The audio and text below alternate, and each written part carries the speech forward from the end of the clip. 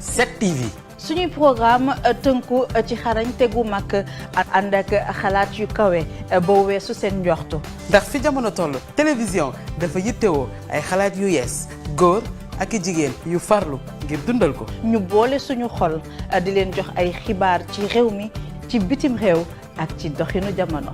suñu bëgg-bëgg di télé bu wër àdduna bu ñëpp di safo. dal nag jàmm ci seen télévision 7TV. 7TV. di télévision doonaat bànneex ci yéen. 7TV. télé bi ñu nuru ba noppi di ñu dajale.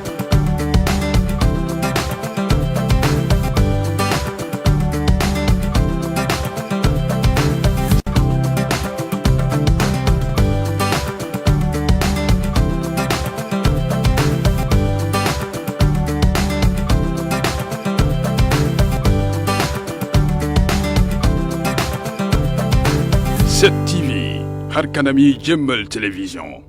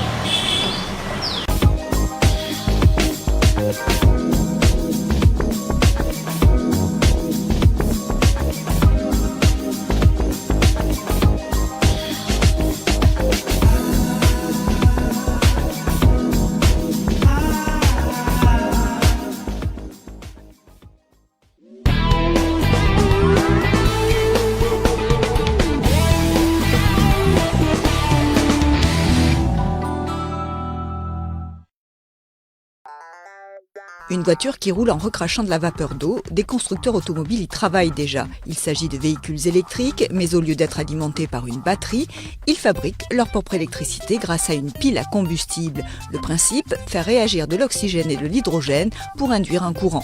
L'hydrogène est dirigé sur une électrode. Ces électrons sont contraints par une électrolyte de circuler dans un circuit externe, créant ainsi un courant continu. Les ions, eux, peuvent traverser l'électrolyte et se dirigent vers la cathode où ils récupèrent les électrons et se combinent à l'oxygène. 2 atomes d'hydrogène pour 1 d'oxygène, de l'eau pour seul gaz d'échappement. L'énergie est propre, mais plusieurs problèmes se posent.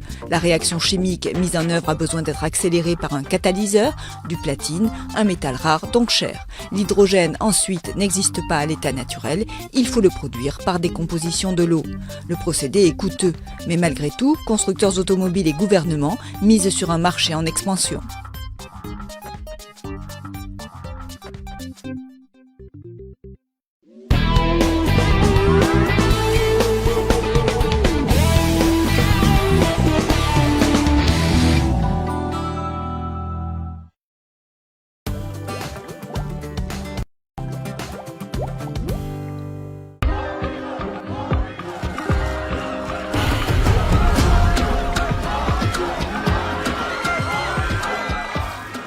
Davido, vous avez reçu de nombreuses récompenses et nominations.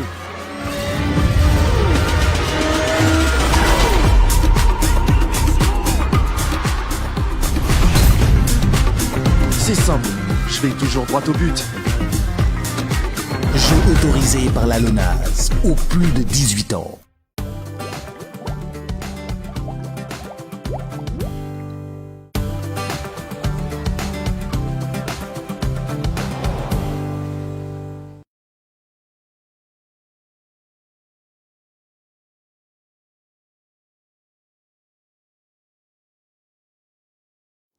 Bonsoir à tous, bienvenue dans votre émission La Bibliothèque 2. Aujourd'hui, la Bibliothèque 2 a le plaisir de recevoir un jeune auteur, un romancier, Fulgence Faye, qui nous présente sa 4e production à travers ce roman, L'espoir, Aïda, l'espoir de Sangomar, publié aux éditions Milo à Paris.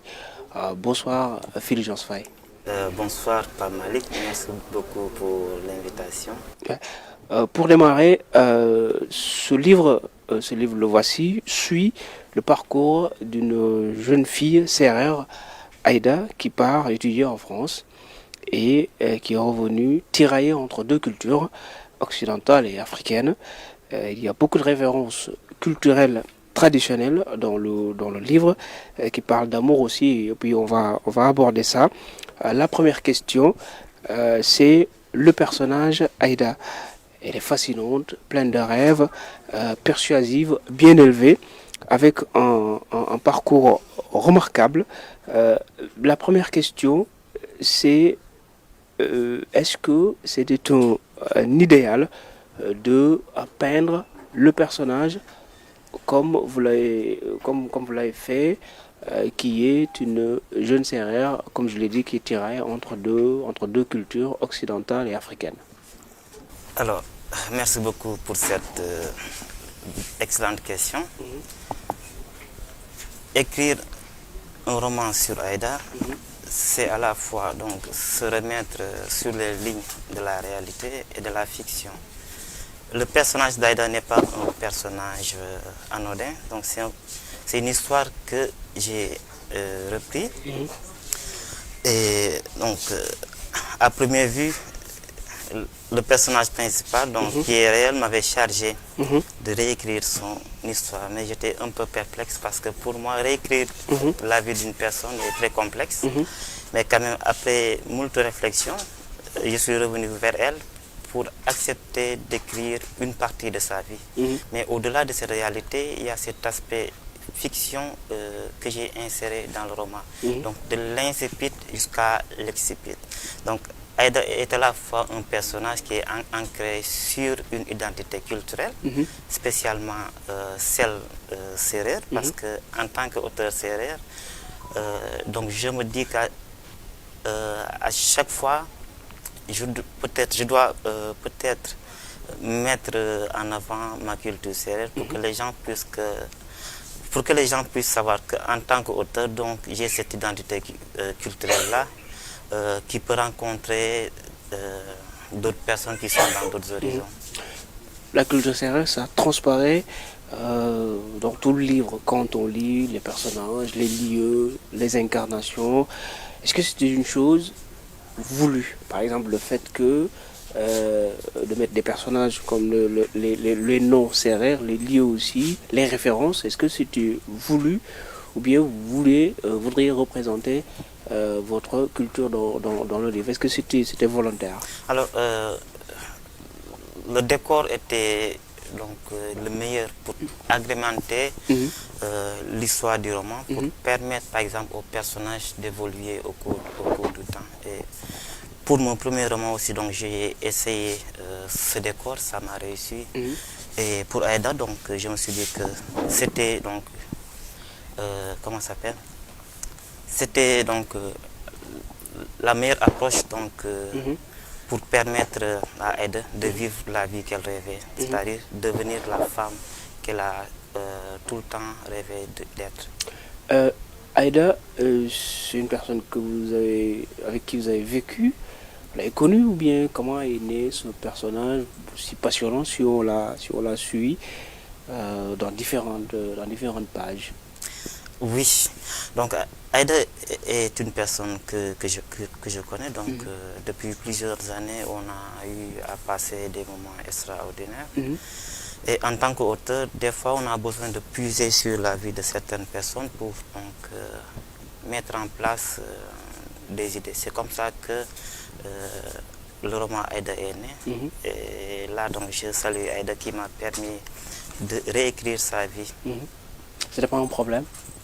Non, non. Du moment où elle a accepté de partager son histoire, donc pour servir d'enseignement à d'autres personnes qui liraient le livre. Il y a beaucoup de ces femmes-là aujourd'hui qui vivent ce genre de situation. Et pour elles, aujourd'hui, c'est une victoire de partager son histoire. Dans le livre aussi, Aïda est née de mariage mixte. C'est quelque chose que vous voudriez mettre en exergue? Oui, vous savez qu'au Sénégal, donc, les deux peuples, que ce soit ceux qui pratiquent la religion musulmane comme ceux qui pratiquent la religion chrétienne, vivent en parfaite harmonie. Et pour moi, c'était une occasion de mettre en exergue, en lumière, cette cohésion sociale pour que ceux qui lisent ce roman puissent savoir que dans tel lieu, plus particulièrement au Sénégal, il y a cette cohésion sociale, il y a cette cohésion religieuse qui existe pour que bon nombre de personnes puissent s'inspirer de cela. Il y a des pays où donc, les gens n'ont pas cette possibilité de vivre cette paix. Et pour moi, donc, c'est très bien de partager, comment ça s'appelle, cette cohésion sociale pour que les gens puissent revenir à la paix. Qu'est-ce que vous voudriez montrer par là? Le fait de nous montrer que votre personnage vivait dans un milieu où il est tiraillé par différentes familles, avec la même culture, la culture CRR, mais avec des familles différentes, avec plein de frères et sœurs, des tantes, des oncles. Qu'est-ce que vous voudriez montrer par là? Oui, parce que bon nombre de personnes aujourd'hui ne comprennent pas l'Afrique. Et pour moi, la richesse la plus grande, c'est l'identité culturelle africaine. Les gens qui nous entourent, les Occidentaux, aujourd'hui, sont sur la voie de connaître l'Afrique en tant que telle. Et les écrivains aujourd'hui doivent être en mesure de mettre en exergue cette puissance culturelle que l'Afrique a. C'est pourquoi j'ai donné cette identité culturelle-là à Aïda pour qu'elle puisse inspirer bon nombre de personnes à sauvegarder le patrimoine, que ce soit matériel ou immatériel. Et pour moi, c'est la beauté de l'art qui fait tout ça. Je l'ai dit à l'entame, il y a beaucoup de... Les noms des personnages, bon, c'est tiré typiquement de la culture CRR. Les liés aussi. Pourquoi? Alors, si vous revenez quelques années en arrière, vous allez voir que je m'inspire de ces auteurs, comme Léopold Sédar Senghor, Fatou Diom, Felwine Sarr, qui aujourd'hui, dans la plupart de leurs livres, mettent au premier plan cette culture sérère. Et pour moi, c'est la plus belle vitrine pour mes romans. Dire au monde que j'appartiens à tel groupe ethnique. La culture sérère? Oui. Ok. Bon, je lis un passage dans le livre. Vous dites, pour Aïda, voyager lui semblait difficile que de rester au pays. Elle ne comprenait pas pourquoi les jeunes Africains s'enfuyaient vers l'Occident en pirogue, alors que les portes de la réussite leur étaient ouvertes chez eux. Elle versait à nouveau discrètement des larmes et de tristesse. La question, après ce passage consacré à l'immigration clandestine, est-ce que par là, vous voudriez montrer que l'immigration clandestine fait des ravages, ou bien c'est pour dissuader les gens pour qu'ils ne partent pas en Europe? Alors, on ne peut pas dissuader tout le monde, parce que les gens partiront toujours. Nous sommes dans un monde où tout un chacun a la possibilité de vaquer à ses occupations, de partir là où il trouverait sa paix. Alors, pour ce passage-là, j'ai voulu rappeler à nos jeunes concitoyens que même en étant chez nous, on a la possibilité de réussir. Ce qui compte le plus, c'est la motivation qu'on a. Cet esprit de vouloir travailler pour son pays, de vouloir tout faire pour que la pauvreté puisse quitter les champs de l'Afrique. Si on parle de l'immigration clandestine, c'est un sujet d'actualité, tout le monde en parle. est-ce que ça vous a influencé le fait de se réveiller, de voir que dans les médias, partout on en parle, il y a des jeunes qui prennent les pirogues pour partir? Est-ce que c'était une inspiration, une influence qui vous a marqué de telle sorte que vous avez décidé de l'écrire? Oui, je ne pouvais pas me passer de ce sujet parce que c'est une question d'actualité. Et chaque année, on a des milliers de jeunes qui meurent. Et pour un écrivain comme moi, qui se réclame humaniste, humanitaire, donc je dois être en mesure aujourd'hui de dire que telle chose se passe dans mon pays et que je dois être le premier acteur à dire aux jeunes que non, traverser la Méditerranée ou bien l'océan Atlantique ne vous fera pas réussir. Vous avez la possibilité aujourd'hui de faire des prouesses dans votre propre pays. Et chacun dans son domaine peut faire des merveilles, que ce soit l'économiste, que ce soit l'avocat, que ce soit l'écrivain. Nous avons tous la possibilité aujourd'hui de servir nos pays, même si on n'a pas les moyens. Donc c'est à nous de nous battre pour que l'Afrique puisse sortir donc, de sa pauvreté. Qu'est-ce que vous dites aux gens qui essaient de dissuader les candidats qui partent, enfin les candidats à l'immigration qui partent en Europe? Qu'est-ce que vous leur dites? Est-ce qu'ils ont tort ou bien ils ont raison de dire aux jeunes ne partez pas, il faut rester? En fait, je dirais qu'ils ont raison à condition qu'ils mettent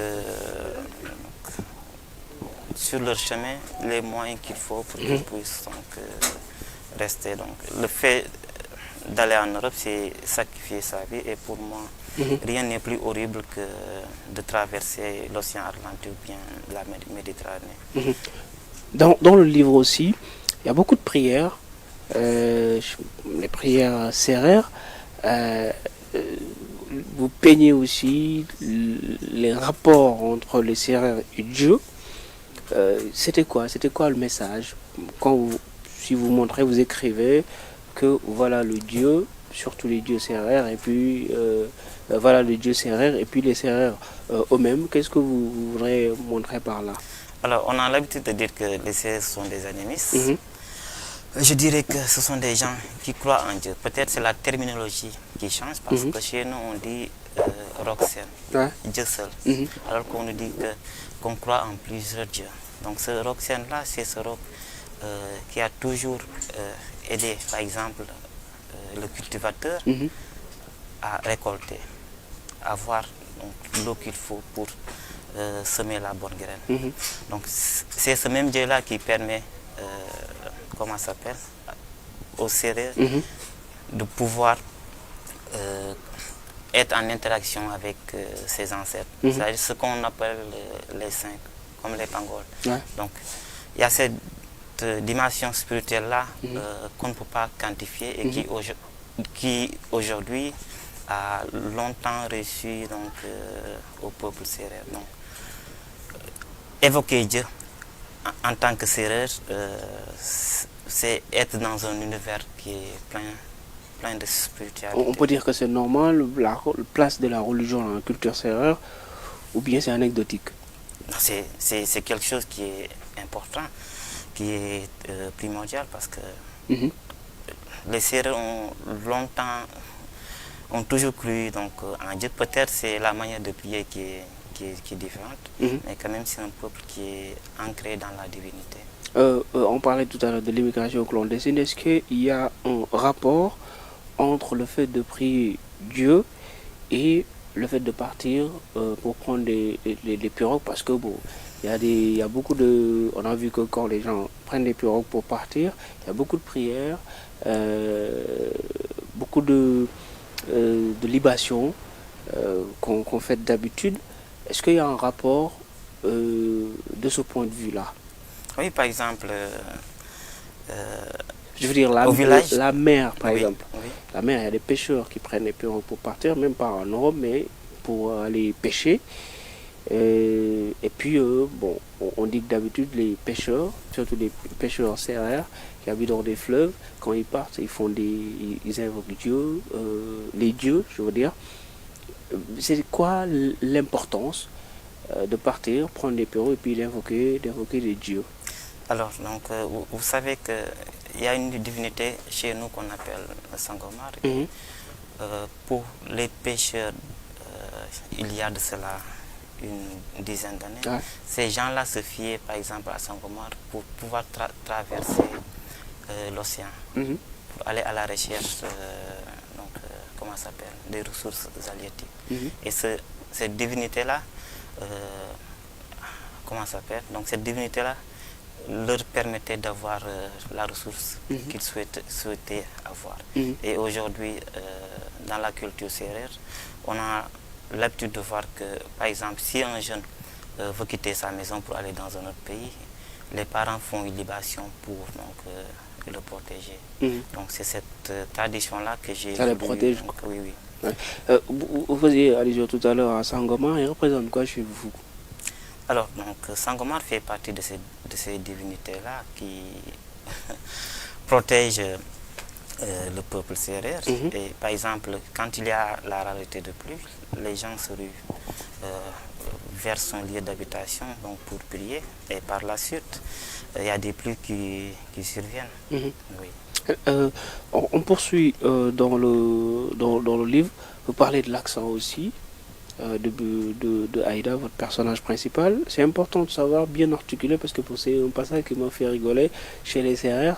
C'est important de savoir bien articuler quand on parle français, bien sûr. Alors, c'est ce que nous reprochent nos parents tout à l'heure. Le CRR, quand il parle soit le français ou bien le Wolof, il a l'habitude donc de ne pas bien prononcer des mots. Et en tant qu'Aïda, une femme qui a une identité culturelle très forte, elle n'a pas su aller à la rencontre du monde. Donc elle a été enfermée au village, donc dans ses traditions. C'est pourquoi elle n'a pas eu la possibilité donc, de bien maîtriser la langue Wolof. C'est pourquoi donc elle a été bien moquée dans une partie du roman. Je reste sur ça, l'accent CRR. Est-ce que le fait qu'on, je parle de façon globale, hein, que ce soit les CRR ou bien les autres, le fait qu'on se moque de vous en disant que vous n'avez pas un bon accent quand vous parlez français, est-ce que ce n'est pas quelque part un complexe? Est-ce que le fait, par exemple, avec sa langue maternelle, mélanger avec le français, est-ce que ça veut dire qu'on est authentique et on est comme ça? Ah oui, c'est une manière de dire qu'on existe et on aime ce qu'on est. Donc on ne peut pas se passer de cette identité-là. Ça nous renforce, donc ça crée une dimension beaucoup plus large de notre personne. Donc c'est quelque chose qui est réel, quelque chose qui est bon à voir, même si d'autres personnes se moquent par exemple d'Aïda. Bon, je lis un passage du livre. Dites, Sangomar, on disait ça tout à l'heure, Sangomar est le puits où tu puises tout le savoir de tes ancêtres. C'est lié à la mystique ou bien à Roxane? C'est quoi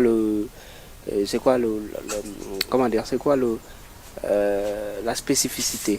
Donc c'est une double connotation, à la fois c'est lié à Dieu, mais quand même c'est quelque chose qui est mystique parce que les gens qui partent là-bas, c'est pour qu'ils puissent avoir une certaine énergie après avoir visité Sangomar.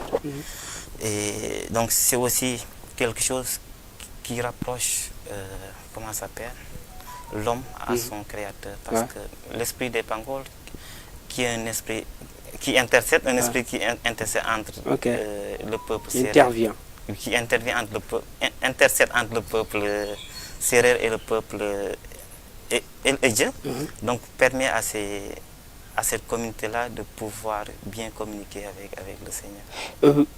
L'aspect mystique, on l'a dit tout à l'heure, traditionnel, ancestral, parental, présent tout au long du livre, c'était volontaire ou bien c'est le personnage Aïda qui l'exigeait? Alors, donc c'est le personnage Aïda qui l'exigeait. C'est pour qu'elle puisse revêtir plusieurs chapeaux. Donc, c'est juste pour dire que c'est une possibilité pour elle de pouvoir renforcer sa personnalité pour qu'elle puisse faire face aux épreuves qu'elle a rencontrées au cours de sa vie.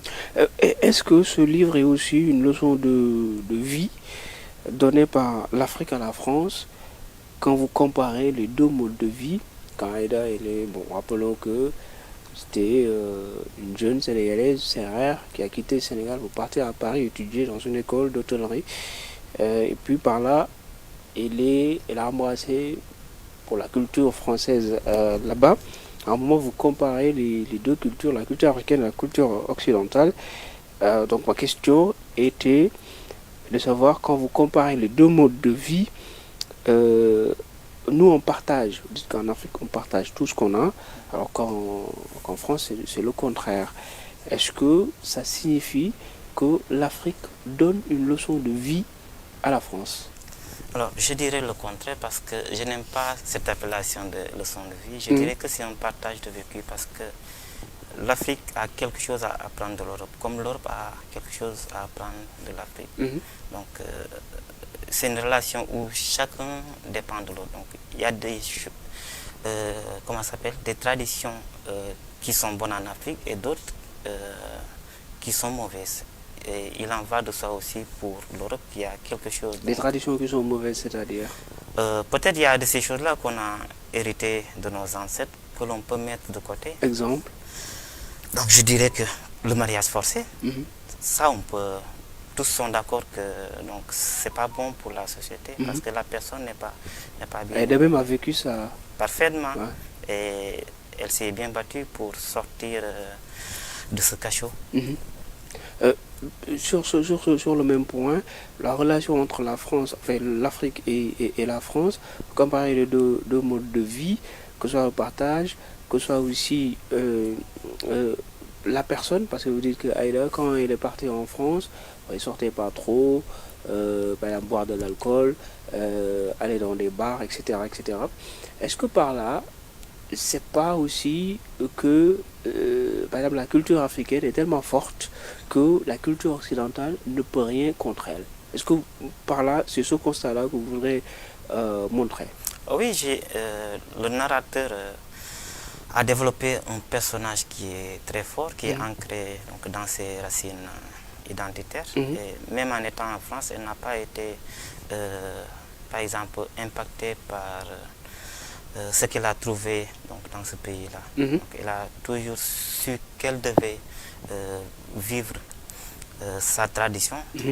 Et avant de partir, ce qui l'a permis de garder intacte sa personne, c'est qu'elle a bien, elle a bien gardé les conseils de son père et de sa maman. Donc c'est pourquoi elle n'a pas voulu sortir de ce bon chemin-là. Par là aussi, ça, on remonte un peu dans l'histoire, l'Afrique a été toujours ostracisée, diabolisée, etc. par l'Occident. On dit même que les Africains, à l'origine, c'était des sauvages, ce genre de truc, ce qui est une hérésie. Et puis par là, vous dites qu'il y a une jeune Africaine qui part étudier en France, et puis qui s'est confrontée à une nouvelle vie qu'elle ne veut pas, parce que tout simplement, elle trouve que ce n'est pas, ça ne va pas avec ses valeurs. Est-ce que c'est une revanche? Vous voulez montrer par là que c'est une revanche, que l'Afrique a beaucoup plus de valeurs saines que les Européens? Ou bien je me trompe? Parce que c'est juste une lecture que j'ai faite quand j'ai lu ce passage-là. Je l'ai souligné dans mes phrases précédentes. Donc, c'est une relation de partage. Donc, je ne peux pas dire que l'Afrique prend sa revanche à travers ces passages. Non. C'est juste pour montrer que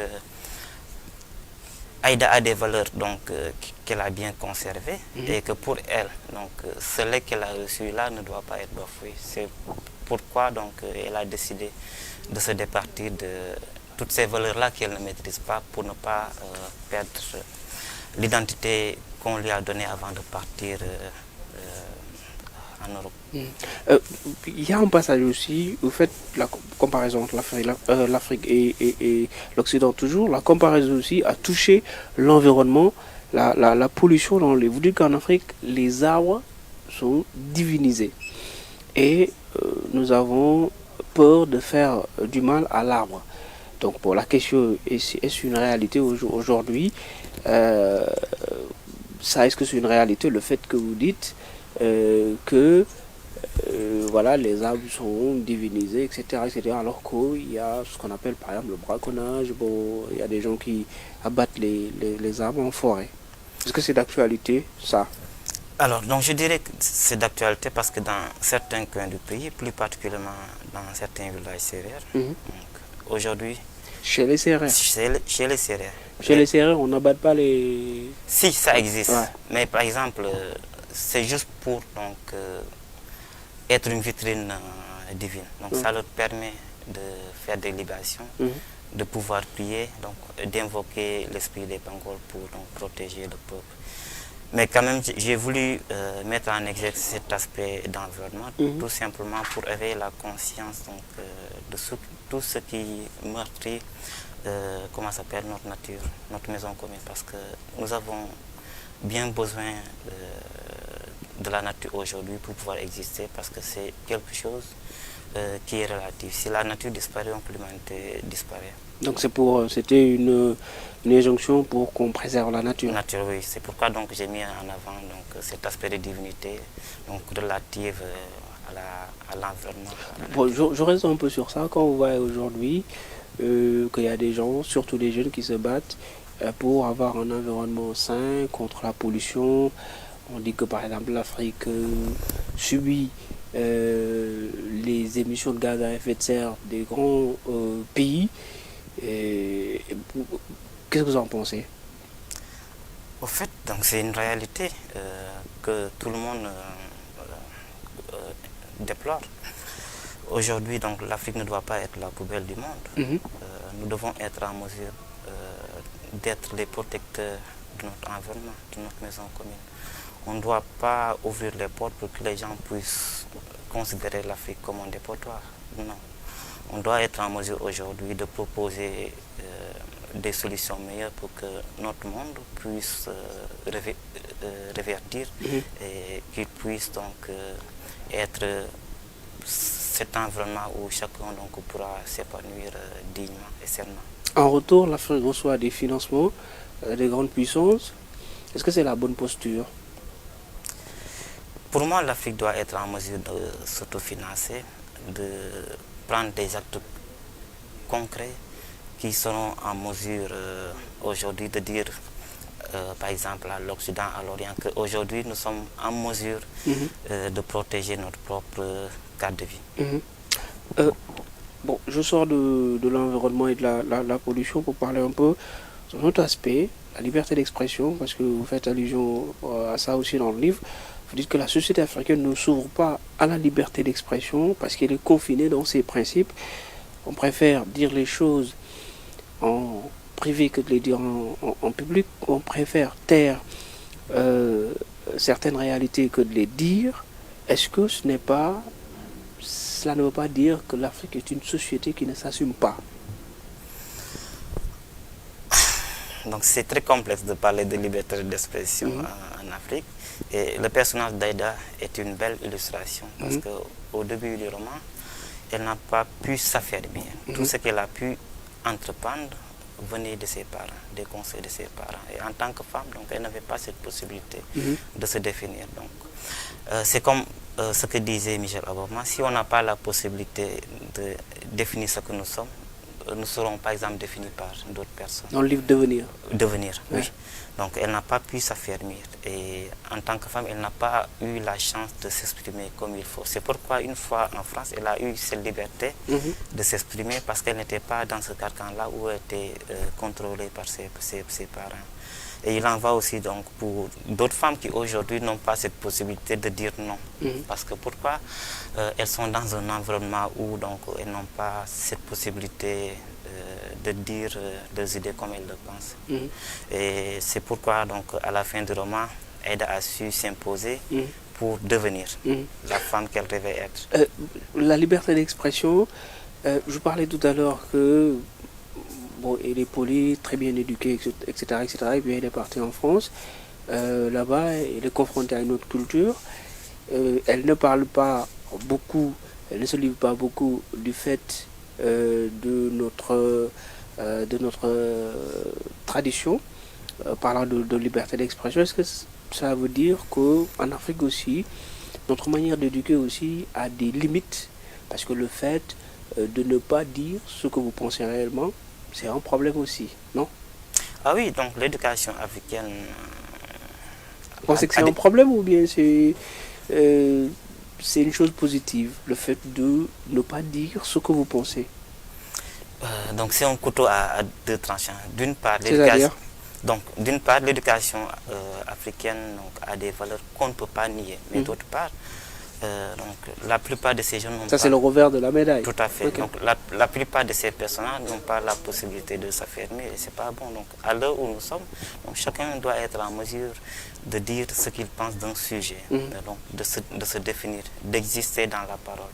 Si j'extrapole, je tire un peu la question, de dire en Afrique aussi, la liberté d'expression aujourd'hui, par exemple, dans nos sociétés, on peut dire qu'il y en a. Mais est-ce que vous ne trouvez pas que la liberté d'expression connotée à la démocratie, on dit ce qu'on pense, alors on écrit aussi ce qu'on a envie d'écrire, est-ce que, comment vous trouvez ça, par exemple, on dit aussi au Sénégal, la liberté d'expression n'a pas de contrôle, et puis ça permet à tout le monde de dire ce qu'il veut dire, et puis après, on arrête des gens, et puis on dit que bon, il n'y a pas de liberté d'expression. Qu'est-ce que vous en pensez? Je crois que je vais un peu effleurer l'actualité politique parce que on voit que plusieurs personnes sont en train d'être incarcérées alors qu'ils proposaient des axes de développement. Ces gens-là, aujourd'hui, on ne doit pas les éprouver parce qu'ils apportent de la valeur ajoutée donc, pour le Sénégal. Donc on doit leur laisser la parole pour qu'ils puissent s'exprimer. Mais quand même, ce qu'on peut retenir, c'est-à-dire qu'en laissant les gens parler, donc on puise l'essentiel sur leurs propos, donc pour pouvoir donc faire avancer les choses. Et pour moi, donc chacun a le droit donc à la parole, mais l'essentiel c'est de retenir les paroles qui valent d'être retenues et qu'on puisse passer à autre chose. Il y a des lois qui ont bien encadré tout cela, mais pensez que ces lois-là ont mal encadré ce principe de liberté d'expression. Je ne parlerai pas de loi, mais ce sont les gens aujourd'hui qui défient la loi, donc ils l'interprètent comme ils veulent, et ce n'est pas normal. Tu verras que il y a certains de ces politiciens-là qui sont prêts à détourner les textes à leur fin. Et détourner les textes, c'est-à-dire? C'est-à-dire que donc ils utilisent le droit pour, comment je dis, donc ils utilisent le droit pour donc se tailler donc une autre dimension. Ok. Pour liberté d'expression, on parlait de ça tout à l'heure. La femme n'a pas le contrôle de sa propre parole. Dites-vous, vous le pensez réellement? Bah oui. Donc revenez aux faits divers aujourd'hui. À la télévision, à la radio, sur Internet, vous voyez que la plupart de ces femmes-là n'ont pas donc, la possibilité de s'affermir et ils vivent une situation chaotique. Donc c'est pourquoi donc, j'ai relevé dans ce roman donc, ces propos pour faire savoir que la plupart de ces personnes-là n'ont pas aujourd'hui une vitrine via laquelle elles peuvent exister à leur guise. Mais quand vous regardez aujourd'hui, par exemple, il y a beaucoup de femmes qui s'affirment, qui parlent publiquement, qui prennent la parole. Il n'y a pas un contraste de ce côté-là. Oui, c'est une double face. Donc je l'ai dit, je n'ai pas donc cité en général la gente féminine, mais j'ai dit certaines de ces femmes-là aujourd'hui n'ont pas donc la possibilité donc, de s'affirmer. Par contre, il y en a d'autres qui aujourd'hui montrent qu'elles sont talentueuses. Elles peuvent être des actrices qui peuvent changer le devenir de notre pays. Aïda aussi, votre personnage principal, plaide pour le droit des femmes dans le livre. C'est un aspect aussi que vous voudriez vraiment montrer, voilà, des aspects qui font partie aussi des apparats du personnage. Tout à fait. Donc, même s'il y a des avancées, en Afrique, on note que le droit des femmes n'est pas trop mis en valeur. Il faudrait que ceux qui nous dirigent puissent être en mesure donc, de proposer des axes meilleurs pour la jeune féminine, pour leur permettre aujourd'hui donc, de devenir des acteurs de changement. Qu'est-ce que vous voudrez dire par là, ceux qui nous dirigent? C'est-à-dire qu'ils font défaut parfois, ou bien ils ne proposent pas assez de choses pour que les femmes ou les jeunes en profitent bien, ou bien? Alors, les actions qui sont en train d'être menées doivent être renforcées, parce que les femmes aujourd'hui ont besoin de financement pour pouvoir donc transformer nos pays. Donc la plupart du temps, ce sont les hommes qui sont plus mis en valeur, et vous verrez que même pour certaines institutions, les femmes réclament leur place, parce qu'il y a à peu près peut-être 5% de représentation, ce qui n'est pas normal. Donc on doit les encourager donc, à être des actrices de développement. D'accord.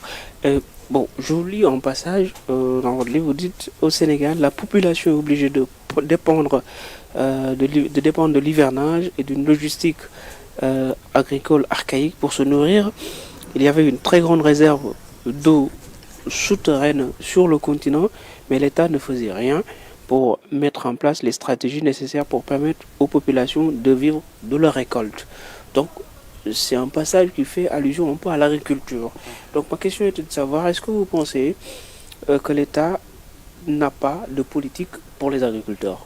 En fait, il y a de grandes avancées qui sont en train d'être faites par l'État du Sénégal. Et je ne veux pas citer de nom. Et pour moi, ça reste. Donc, il y a des actions à entreprendre pour permettre au monde rural de pouvoir donc, marchander leurs produits. On est dans un monde rural où on vit toujours d'agriculture vivrière, ce qui n'est pas normal au XXe siècle.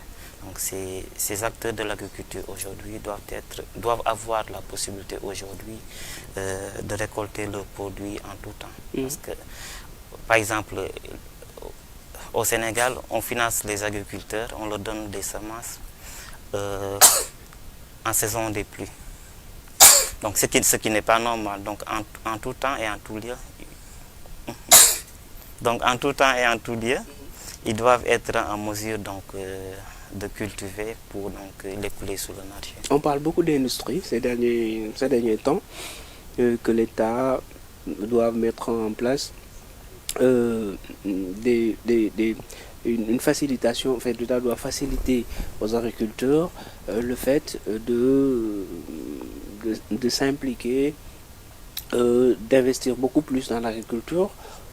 Pourquoi ça manque? Pourquoi il n'y a pas une industrialisation, à votre avis, pour le Sénégal au profit des agriculteurs?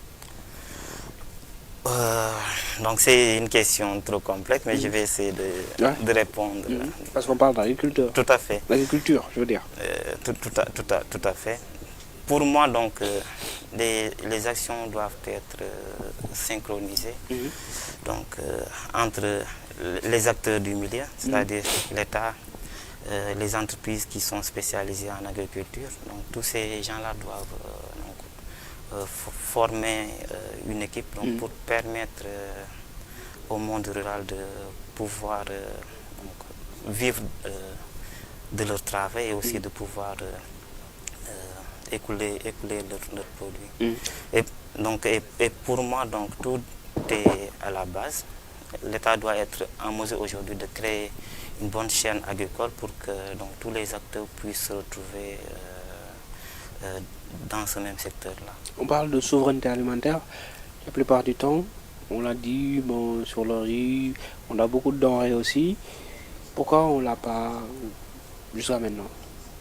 Ah oui, comme je l'ai dit, donc, on est toujours au temps de l'agriculture vivrière, ce qui ne nous arrange pas. Donc, il faut la paysannerie. La paysannerie, donc on doit se détacher de ça. Depuis les années 1960, on vit toujours cette agriculture vivrière. Donc, des mesures doivent être faites pour encourager donc, les jeunes à investir dans l'agriculture. Et si aujourd'hui tous les acteurs se réunissent autour de ce secteur, je crois qu'on pourra aujourd'hui industrialiser l'agriculture jusqu'à ce que d'autres pays puissent en bénéficier. Oui, les jeunes qui partent aussi, ça aide pas. Les jeunes qui partent, qui prennent les pirogues aussi, ça aide pas. Si on veut s'industrialiser ou bien souvent investir dans l'agriculture. Mais quand même, il faut mettre les moyens pour que ces jeunes-là puissent rester. Imaginez que vous avez une agriculture qui dure 3 mois. Ça ne permet pas à ces jeunes-là de bien vivre. Donc il faudrait mettre en place des mesures qui leur permettraient de rester en Afrique, d'avoir une agriculture qui va durer 1 année, mais pas une agriculture saisonnière. D'accord. Vous montrez aussi dans le livre qu'il y a des clans chez les Sérères, Lidfedjor, Simala, Siwanya, Fata Fata, Feket, etc. C'est une autre manière de montrer qu'il y a de la discrimination ou c'est pour rendre hommage encore à la culture sérère. Je situe où? Je ne parle pas de discrimination, c'est un fort héritage que nous avons reçu de nos ancêtres. Donc, quand vous parlez de clans, je veux dire. Non, ce n'est pas des clans par exemple qui sont racistes. Ce sont des clans qui permettent de distinguer que telle personne est originaire de telle ligne. Donc, que ces gens-là ont aujourd'hui une identité particulière qui leur permet de vivre certains aspects donc, de la société. D'accord. Et par exemple, pour ces clans-là, la plupart du temps, les héritiers viennent de la lignée matrilinéaire. C'est-à-dire que, par exemple, en ce qui me concerne, j'hérite de ma mère, pas de mon père. Donc c'est pourquoi ces clans-là ont une importance capitale donc, dans la tradition sérère. D'accord. Quand la jeune Aïda et Doudou, après on va dire son copain, et Doudou étaient ensemble, il y a la mère de Doudou qui n'est pas d'accord avec cette union. Elle va aller consulter des sorciers pour jeter le sort à ces deux, à son fils et à Aïda. Ce sont des pratiques qui existent réellement en culture sérère. Oui, parce que en tant qu'auteur, j'ai fait quelques investigations concernant ce sujet et donc, tout le temps, ça revenait et donc, pour moi, c'était capital de le relever donc, pour dire que quelque part donc, dans ce pays, il y a de ces gens-là qui se fient à ces pratiques mystiques pour détruire la vie de certaines personnes. Donc, ça existe que les gens volontairement détruisent la vie des autres parce que tout simplement, ils n'aiment pas la copine de son fils. C'est grave ça.